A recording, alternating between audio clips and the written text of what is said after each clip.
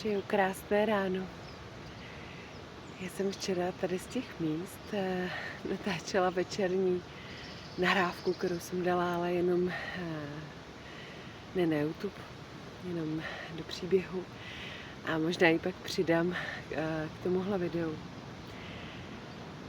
Dnes ráno jsem se zbudila a člověku už, myslím si, že ve většině případech běží hlavou, co všechno by ten den měl udělat, nebo co má naplánovaného a tak dál. A to samé běželo dnes hlavou i mě a já jsem si pak řekla, tyjo, ale já se projdu, já si to začnu jinak ten den, než tím, co všechno mám naplánované a prostě se projdu. A v tu chvíli jsem si uvědomila, jak je úžasný na sebe fakt netlačit a dát tam tu lehkost, měkkost, to nalazení se na ten nový den, to, že to nemusí být nutně jako už tou hlavou tlačeno, ale že můžeme opravdu jako lehce rozpohybovat ten organismus. A věřím, že když si dopřejem tyhle chvilky, byť je to 10-15 minut, že jsme pak výkonnější, že jsme daleko v tom dni produktivnější a hlavně spokojenější. A všechno, co vychází ze spokojenosti, jde prostě s tím proudem. Jde to s lehkostí a myslím si, že ty výsledky jsou mnohem progresivnější. A to samé i během dne, když se dostáváme pod tlak a tíseň a zase ta hlava nám tam začne házet, tak je fakt dobrý udělat tu změnu pohybu, jako to mluvím neustále, cokoliv udělat jinak. Když je nám dovoleno a jít se na těch 50 minut projít i někde z práce, tak je to nejlepší, co můžeme udělat. Přijdeme na čerstvý vzduch, všechno se to tak osvěží, promění, anebo aspoň si jít jako fakt vyklapat to tělo, vytřást, propohybovat se někde třeba v práci, když fakt jako nemůžete odejít. Ale kdykoliv můžem a byť i ten večer, jako jsem šla včera já, dopřejte si ty chvilky venku, v tom spočinutí sami se sebou, s tím, co je okolo vás a myslím, že to za to fakt stojí. Takže posílám do světa takovýhle ranní autentický pozdrav a ještě s omačkaným obličejem. Krásně se tady probouzím. Já nevím, jak je to u vás, ale tady u nás v Rokycanech je skoro každý den slunce, téměř skoro pořád. Moje děti jezdí do školy do Plzně a vlastně mi říkají, jak je to každý den mlhá, byť je to kousíček tady odsaď. A my máme fakt to obrovský štěstí, že tady ty dny jsou prozářený sluncem a já jsem za to neskutečně vděčná. Když vám tohle video přinese trochu radosti, zpomalení, spokojenosti, ne vždy to takhle dokážu.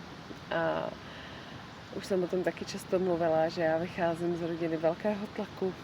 Musela jsem rozbourat strašně těžké vzorce tlaku a nátlaku na sebe. A dost často se o mě ještě pokoušej.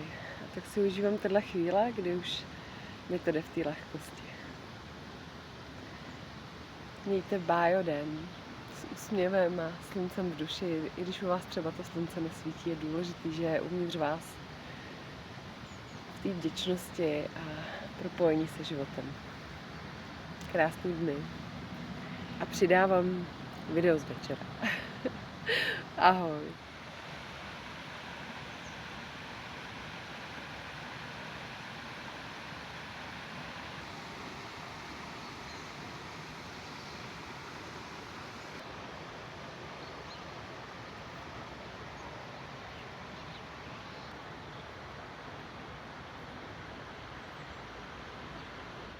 A ještě takový dovětek.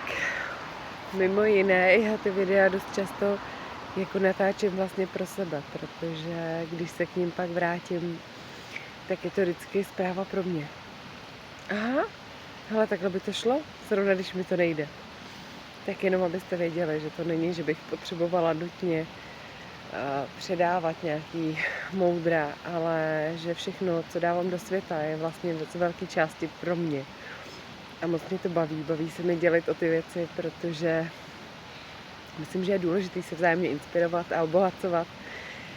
A i já kolikrát narazím na úžasný videa, příspěvky, kde si řeknu, jo, tak tohle přesně takhle mám, nebo tohle bych teď zase měla dělat, protože už jsem to dlouho nedělala. A je to boží a o tom je život.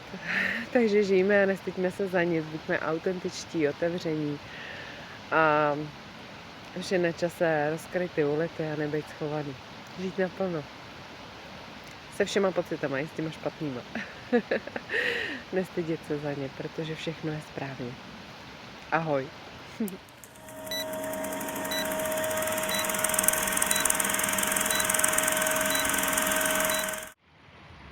Krásný sváteční večer. Já si nemůžu odpustit jedno takový krátký sdíleníčko. Já jsem se teď vešla na večerní procházku a já miluju takový to večerní ticho, ty tiché ulice a rozsvícený domy odmala. A vyšla jsem si z takový nějaký energie dnešní, kterou mi ten vzduch vždycky hned rozpohybuje a rozaktivuje. A říkám si, tyjo, jako já vždycky v těch videích říkám, že jednou svítí slunce, prší, je bouřka. A já mám někdy pocit, že se to jako hrozně rychle mění, to počasí, že není prostě víc dní slunce nebo víc dní déšť nebo nevím. A teď mi to tady se cvaklo. Já jsem si říkala, ty bláho, teď to je vlastně jako na Islandu. Tam se mění počasí během jednoho dne. Nejen, že se jako mění, tam se mění všechny roční období v tom dni. A Island je totiž moje srdeční záležitost. Je to země, kam se ještě musím vrátit, kde jsem byla před už mnoha lety. A neskutečně mě okouzlila. A od té doby cokoliv se v mém životě dělo a když jsem se vydala nějakou cestou sebepoznání, tak všechny takové jako hlubší věci se odehrávaly na útesu na Islandu a já jsem si furt vysnívala vikinga. Dneska, když mě potká někdo s mým mužem, tak mi říká, ty to je úplně viking. A on mi to řekl i na začátku našeho setkání, no já jsem takový viking. A to bylo ještě v době, kdy jsem ho odmítala, že prostě jako na vztah nejsem připravená, nikoho nechci.